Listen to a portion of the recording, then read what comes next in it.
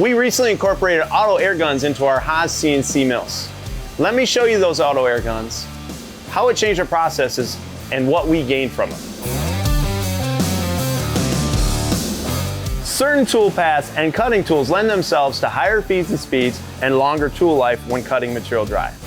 We have some parts that we can utilize this process, but we needed to find a way to keep the chips clear from the end mill, protecting it. So, I guess it was time for me to spend some money. There you go. There you go. Thank you, sir. There you go. Thank you, sir. There you go. There you go. And I went right straight to HAAS and bought their plug-and-play auto air gun. And yes, that's a lot of fucking money for an air gun. The air gun is programmable with an extendable barrel to clear chips out of the way. This was a simple add-in to the machine, and we saw immediate results. We started without changing anything in our process and saw a 50% increase in tool life. You seen how expensive these end mills are? That's a big fucking deal.